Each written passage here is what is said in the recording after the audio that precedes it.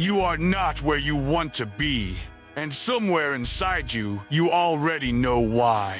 It is not because of the economy. It is not because of your family background. It is not because of the city you live in, the opportunities you never received, or the people who did not believe in you.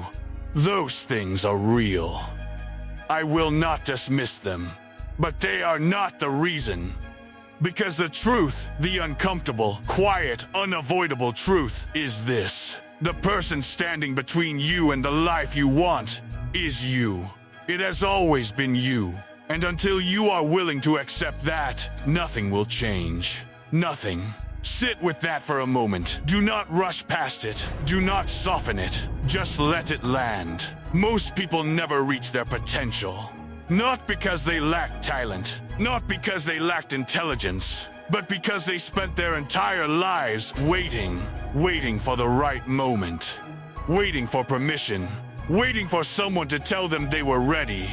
And the moment never came. Because the moment was never going to come from the outside. It was always going to have to come from within. And here is what is truly tragic about this. Most people are not even aware that they are doing it. The self-sabotage does not feel like self-sabotage. It feels like caution. It feels like realism. It feels like responsibility. It feels like being smart. It disguises itself as patience, as preparation, as waiting for the right time. But look closely and you will see what it actually is. It is fear, dressed up in reasonable language. Let us talk about overthinking, because this one is silent, and it is devastating. You have an idea, a goal, a direction, and instead of moving toward it, you begin to analyze it. You research it. You plan it. You map it. You think about what could go wrong. You think about what people might say. You think about whether you are truly ready. And weeks pass, then months. And the idea is still just an idea, still sitting exactly where it was, untouched. Because the thinking never ended and the doing never began. Overthinking feels productive. That is the danger of it. Your mind is busy. You are engaged. You feel like you are working on something. But thinking is not moving. And motion, actual forward motion, requires you to stop analyzing at some point and simply act, even if the information is incomplete, even if the plan is not perfect, even if you are not sure. You have to move, because clarity does not come before action. Clarity comes from action. You do not think your way into certainty, you act your way into it. Now let us talk about the perfect moment, because this excuse is one of the most convincing lies the mind ever tells itself. You say, when I have more money, I will start. When things calm down, I will focus. When the kids are older, I will pursue it. When I feel ready, I will begin. And I want to ask you something directly. When has life ever been calm? When has everything ever been perfectly aligned? When have all the conditions ever been exactly right? The answer is never. Not once. Not for anyone. The people who moved forward did not move because conditions were ideal. They moved in spite of the conditions. They moved because they understood something that you have not yet accepted. That the right time is not a moment that arrives. It is a decision that you make. And then there is the fear of failure. This one runs deep. You do not want to try because you are afraid of what happens if it does not work. You are afraid of looking foolish. Afraid of wasting time. Afraid of confirming a fear you already carry quietly inside you, the fear that you are simply not capable. So you do not try, and by not trying, you protect yourself from that pain. But here is what you are not seeing. By not trying, you are guaranteeing the failure you were trying to avoid. You have already failed, silently. Without witnesses, without a lesson, without any chance of a different outcome. Failure from trying is data. It is information. It teaches you something. It moves you. A failure from not trying is a wall. It does not move you anywhere. It simply confirms your own limitations and then seals them in place. The people who succeeded at difficult things did not succeed because they never failed. They succeeded because when they failed, they continued. That continuation, that refusal to stop, is the only difference. Not talent, not luck, not timing. Continuation. Now let us talk about the fear of judgment. Because in an age where everyone is watching and everything is visible, this fear has become almost paralyzing for many people. You are afraid of what others will say, afraid they will think you are foolish for trying, afraid they will laugh if you fail, afraid they will not take you seriously.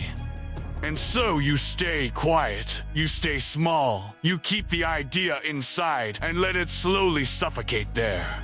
But I want you to think carefully about this. The people you are afraid of judging you, where are they? What have they built? What risks have they taken? Most of the voices you fear are not the voices of people who are further ahead than you.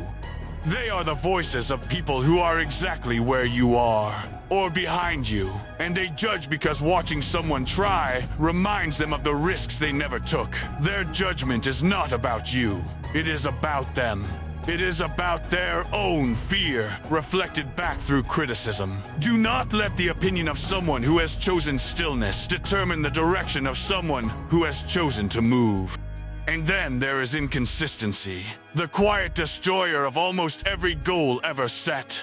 You start. You are motivated. The energy is there. You work hard for a week, maybe two. And then something interrupts you. Life gets busy. You miss a day.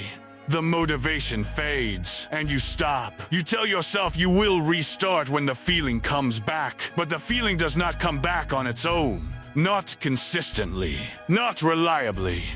And so the goal slowly dies, not from a dramatic collapse, but from quiet, daily abandonment. Motivation is not a foundation. It is not something you build on. It is a feeling, and feelings are temporary. Discipline is a foundation. Discipline is what you do when the feeling is gone, when you do not want to, when it is inconvenient, when it is hard. Discipline is choosing the action over the excuse every single day until the action no longer requires a choice, until it simply becomes who you are. And finally, the excuses.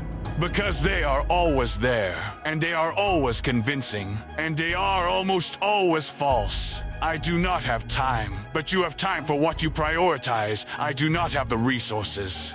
But you have not fully used what you already have. No one supports me. But this was never supposed to be someone else's mission. It was always yours. The excuse is not a wall. It is a door you choose to walk through instead of forward. Every excuse you accept is a decision. A decision to stop. A decision to stay. And decisions accumulate. Over days, over years, until one day you look back and you realize that the life you are living is the sum total of every small decision you made when something felt difficult. Now, I want to stop here and be clear about something. This is not about blame. I am not telling you these things to make you feel guilty or ashamed. Guilt is not useful to me. Shame is not the goal. The goal is clarity. Because here is the thing about discovering that you are the source of your own limitation. If you are the source of the problem, then you are also the source of the solution. You have not been handed a tragedy. You have been handed control. The same internal force that has been holding you back is the same internal force that can move you forward. You just have to redirect it. This is where everything begins to change. The path forward is not complicated. I want to be honest about that. It is not a complex formula. It is not a secret method that only certain people have access to. It is simple, it is unglamorous, and it requires almost nothing except a decision and a willingness to repeat that decision every single day. Take one small action, not tomorrow, not after more planning. Today, now, toward the thing you have been putting off. The action does not need to be large. It needs to be real. It needs to be physical. A step, a message sent, A page written, a conversation started. One real action that moves a situation from inside your mind to outside of it, into the world, where it can be worked on, where it can grow, where it can become something. Because action creates momentum, and momentum changes everything. When you take one action, the next action becomes slightly easier, and then the one after that. And the one after that. Not because the work becomes less difficult, but because you become more capable of doing difficult work. You begin to build evidence. Evidence that you can do hard things. Evidence that you are not as limited as the fear told you. And that evidence slowly replaces the fear. It does not erase it. Fear does not disappear, but it becomes smaller. And your ability to move in spite of it becomes larger. Consistency is not about being perfect. It is not about never missing a day. It is about returning. Even after you stop, even after you miss a week, you come back. You do not make the break larger than it is. You do not declare defeat because you paused. You simply return. Without drama, without self-punishment. You just begin again. Because beginning again is not failure. Beginning again is the practice itself. Imperfection is not the enemy of progress. Waiting for perfection is. A flawed step forward is worth more than a perfect plan that never moves, always, without exception. Because the world responds to action, not intention. The world cannot see what you mean to do. It can only see what you do. So do something. Do it imperfectly. Do it afraid. Do it when you are not ready. And then do it again. Control your thoughts, not in a rigid or forced way, but with awareness. Begin to notice when your mind is telling you stories that keep you still. Notice when you are building a case for why something cannot work instead of looking for one reason it could. Notice when you are rehearsing failure instead of preparing for action. You are not required to believe every thought your mind produces. Thoughts are not facts, they are patterns. And patterns can be changed. Slowly, deliberately, through repetition, through choosing again and again to think in the direction of movement rather than the direction of stagnation. Nothing changes until you decide to act differently. Not the world, not the people around you, not your circumstances. You have to change first. And the change does not begin with a feeling. It does not begin with motivation or inspiration or the right environment. It begins with a decision. A quiet, internal, serious decision that from this point forward, you will no longer use your own mind against yourself. You will no longer be your own obstacle. You will no longer give fear the authority to determine your direction. That decision, made and kept, is everything. The moment you stop holding yourself back, everything begins to move. Not all at once, not dramatically, but steadily, quietly, in the direction you choose. Because you are no longer your own resistance, you are your own momentum. You do not need more time. You do not need better circumstances. You do not need someone else to believe in you first. You need to look clearly at the person in your mirror and say with honesty and with full awareness, I have been getting in my own way. And that ends now, not tomorrow, not when it feels right. Now. The only question left is whether you will. Comment, I get out of my own way.